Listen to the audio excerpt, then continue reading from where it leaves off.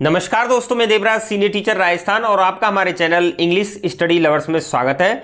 दोस्तों, यदि आप सेट ग्रेजुएशन लेवल की तैयारी कर रहे हैं तो आप सही चैनल पर आए हैं और आज हम इस वीडियो के अंतर्गत आपके लिए डेमी ऑफिशियल लेटर को कराने वाले हैं। डेमी ऑफिशियल लेटर क्या होता है और इसकी फीचर्स क्या क्या होती हैं और एग्जाम में किस प्रकार से क्वेश्चन पूछा जाता है, इन सारी चीज़ों के ऊपर आज हम चर्चा करने वाले हैं। तो दोस्तों, ये जो डेमी ऑफिशियल जो लेटर होता है वो एक अर्ध आधिकारिक लेटर होता है, एक पत्र होता है, यानी आधा आधिकारिक पत्र होता है। इसे ही हम डेमी ऑफिशियल लेटर बोलते हैं। और ये प्रश्न में एग्जाम में किस प्रकार से पूछा जाएगा, या तो इसकी क्वालिटीज पूछी जा सकती है या इसकी परिभाषा पूछी जा सकती है, यानी इससे कुछ भी पूछा जा सकता है।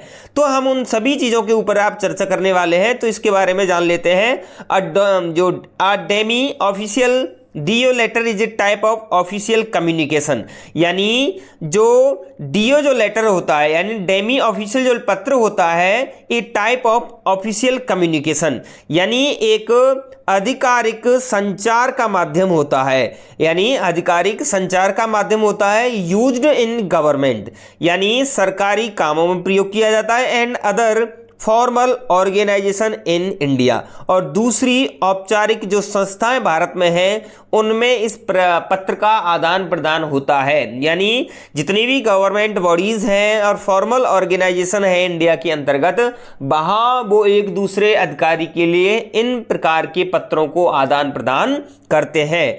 आगे देखते हैं। It is semi official in nature, ये आपको ध्यान रखना है।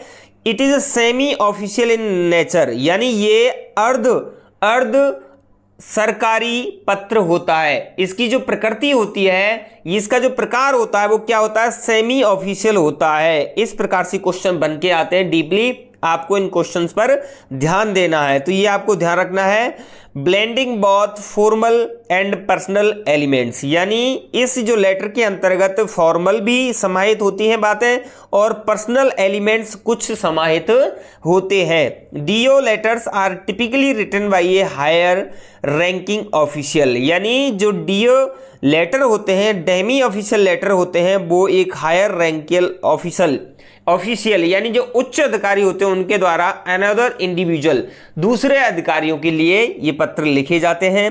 Often to convey personal messages, अक्सर करके पर्सनल जो मैसेज होते हैं, अर्जेंट मैटर, ये बहुत ही इंपॉर्टेंट है, अर्जेंट एंड सीक्रेट मैटर्स, यानी जो डेमी ऑफिशियल लेटर्स होते हैं वो अर्जेंट मैटर्स और जितने भी सीक्रेट मैटर्स होते हैं उनको लेकर ही ये प्रेषित किए जाते हैं। और confidential information that requires direct attention, और ऐसी सूचना जो तुरंत मांगी गई है उनके ऊपर भी ये पत्र लिखे जाते हैं। तो यहाँ पर जिन बच्चों को थोड़ा सा इंग्लिश में पढ़ने में दिक्कत आ रही है वो हिंदी भी देख लें कि आधिकारिक जो डीओ पत्र होते हैं भारत में सरकारी और अन्य औपचारिक संगठनों में इस्तेमाल किए जाने वाला आधिकारिक संचार का एक प्रकार है। यह प्रकृति में अर्ध आधिकारिक है, ये आपको ध्यान रखना, अर्ध आधिकारिक है, जिसमें औपचारिक और व्यक्तिगत दोनों तत्व शामिल हैं। डीओ पत्र आमतौर पर किसी उच्च पदस्थ अधिकारी द्वारा किसी अन्य व्यक्ति को लिखे जाते हैं। अक्सर व्यक्तिगत संदेश, जिसमें व्यक्तिगत संदेश होते हैं तत्काल मामले या गोपनीय जानकारी देने के लिए, जिस पर सीधे ही ध्यान देने की आवश्यकता होती है। तो आपसे यदि कोई पूछे कि डेमी ऑफिशियल लेटर क्या होता है, तो आपको इसी हिसाब से उसको जवाब देना है। आगे देखते हैं कुछ जो एग्जाम में पूछे जाने वाली जो महत्वपूर्ण चीजें हैं वो इसी तरीके से पूछी जाती हैं। तो यहां पर some features of demi official letter, यानी फीचर्स बोल लो या कैरेक्टरिस्टिक्स बोल लो। तो यहां पर इसकी जो पहली जो टोन होती है, किस हिसाब से इसको लिखा जाता है, इसका स्वर यानी लिखने की प्रवृत्ति कैसी होती है वो देखते हैं। तो इसका जो पहली फीचर है वो है demi official letters are written in the first person, ये आपको ध्यान रखना है। यानी जो डेमी ऑफिशियल लेटर्स होते हैं उनको फर्स्ट पर्सन में लिखा जाता है। फर्स्ट पर्सन बोले तो आई और बी इसके सब्जेक्ट होते हैं। क्या होते हैं? आई और बी इसके सब्जेक्ट होते हैं। यानी फर्स्ट पर्सन में ही पूरे लेटर को, डेमी ऑफिशियल लेटर्स को लिखा जाता है। ये बात आपको ध्यान में रखनी है। इन ये फ्रेंडली एंड पर्सनल टोन, ये इनका दूसरी विशेषता है, ये फ्रेंडली होते हैं, पर्सनल टोन में लिखे जाते हैं। The content of the letter has a personal tone but also include official information. यानी पर्सनल टोन के साथ साथ ही इनमें ऑफिशियल इंफॉर्मेशन भी समाहित होती है। थोड़ा हिंदी देख लेते हैं। अर्ध आधिकारिक पत्र प्रथम व्यक्ति में मित्रतापूर्ण और व्यक्तिगत स्वर में लिखे जाते हैं। पत्र की विषय वस्तु में व्यक्तिगत स्वर होता है, लेकिन इसमें आधिकारिक जानकारी भी शामिल होती है। ये कुछ ना कुछ इसमें, यानी जो पर्सनल व्यक्तिगत स्वर के साथ इसमें आधिकारिक जानकारी भी शामिल होती है। आगे देखते हैं पर्पज क्या होता है, इन लेटर्स को लिखने का उद्देश्य क्या होता है, उसके बारे में जान लेते हैं कि सेम डेमी ऑफिशियल लेटर्स जो होते हैं are used for correspondences, correspondence संचार between government officers to get the attention of the addressee. यानी जिस तत्काल मैटर पर जो गवर्नमेंट बॉडीज के ऑफिसर्स हैं वो लेटर लिखते हैं, उन पर विशेषकर ध्यान दिया जाता है और वो एक संचार का माध्यम भी बनते हैं। They can be use to maintain secrecy, ये वेरी इंपॉर्टेंट है,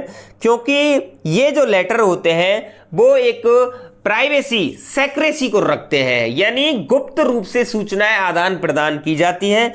ड्रॉ पर्सनल अटेंशन, व्यक्तिगत ध्यान किया जाता है, और gate a quick decision on a matter, और जिस चीज के लिए लेटर लिखा जाता है, जिस गंभीर समस्या से संबंधित कोई पत्र लिखा जाता है, उस पर विशेषकर जल्दी ही तुरंत तत्काल समाधान खोजा जाता है या उसकी तरफ ध्यान दिया जाता है। यानी अर्ध आधिकारिक पत्रों का उपयोग सरकारी अधिकारियों के बीच पत्राचार के लिए किया जाता है ताकि संबोधित व्यक्ति का ध्यान आकर्षित किया जा सके। इनका उपयोग गोपनीयता बनाए रखने, व्यक्ति का ध्यान आकर्षित करने या किसी मामले पर तुरंत निर्णय लेने के लिए किया जाता है। आगे देखते हैं और क्या फीचर्स हैं इसकी। तो तीसरी जो फीचर्स है, it is an official letter, ये एक ऑफिशियल लेटर होता है ऑन प्राइवेट मैटर्स, यानी इसे हम कह सकते हैं कि यह निजी मामलों पर एक आधिकारिक पत्र है। यानी ऑफिशियल लेटर्स के साथ साथ इसमें कुछ पर्सनल मैटर्स भी रिलेटेड होते हैं। नेक्स्ट है it is N highly secret official matter, ये वेरी गुड, कई बार पूछा गया है कि यह एक हाईली सीक्रेट ऑफिशियल मैटर से संबंधित होता है, यानी यह अत्यंत गोपनीय सरकारी मामला होता है, यह आपको ध्यान रखना है। अगला है it takes place of verbal official communication, यानी यह मौखिक आधिकारिक संचार का क्या लेता है, स्थान लेता है, यह आपको ध्यान रखना है। और नेक्स्ट है it is written in first person like personal letter, यानी ये डेमी ऑफिशियल जो लेटर हैं वो फर्स्ट पर्सन में लिखे जाते हैं, यानी इनका जो सब्जेक्ट होता है वो आई और बी होता है। जिस तरीके से personal letter, informal letter first person में लिखे जाते हैं, उसी तरीके से डेमी ऑफिशियल लेटर जो होते हैं वो आई और बी में लिखे जाते हैं। अगला देखते हैं, अगली इसकी फीचर्स क्या है। The post of sender and receiver is not mention, ये इंपॉर्टेंट है, ये आपको ध्यान रखना है कि सेंडर भेजने वाला यानी प्रेषक और जो रिसीवर प्राप्त करता होता है उनका पद उल्लेखित नहीं किया जाता है कि किसने भेजा है, किसके लिए भेजा है, उन दोनों का जो है पद उल्लेखित नहीं किया जाता है, क्योंकि यह सीक्रेसी से जुड़े हुआ मामला होता है।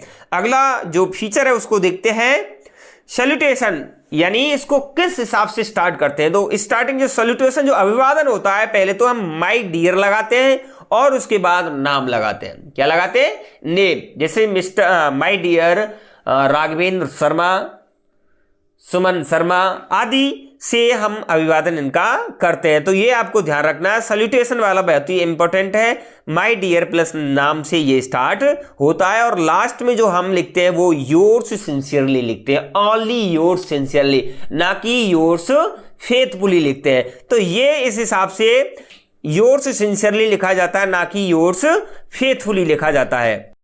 तो दोस्तों आज हमने आपके लिए डेमी ऑफिशियल लेटर का समझाने का प्रयास किया है। क्वेश्चन किस हिसाब से पूछा जा सकता है ये भी बताने का प्रयास किया है। तो दोस्तों यदि आपको यह हमारी वीडियो अच्छी लगी है तो प्लीज हमारी वीडियो को लाइक शेयर कमेंट करना ना भूलें, और चैनल पर पहली बार विजिट कर रहे हैं तो प्लीज हमारे चैनल को सब्सक्राइब करना ना भूलें, साथ ही साथ बेल आइकन दबाना भी ना भूलें, जिससे कि आने वाली वीडियोज आपको समय पर मिलती रहे। इसीलिए हम इसी प्रकार से ही हम सेट की जितने भी इंपॉर्टेंट इंग्लिश के चैप्टर्स हैं उनको कराने का प्रयास करेंगे। नेक्स्ट वीडियो भी हम लेटर से रिलेटेड ही करने वाले हैं, जिसमें ऑफिशियल लेटर शामिल होंगे, सर्कुलेशन नोटिस वगैरह शामिल होंगे। यदि आप उन वीडियो को देखना चाहते हैं तो प्लीज हमें कमेंट में जरूर बताएं। आज के लिए बस इतना ही, मिलते हैं किसी अन्य वीडियो के साथ, तब तक के लिए धन्यवाद साथियों।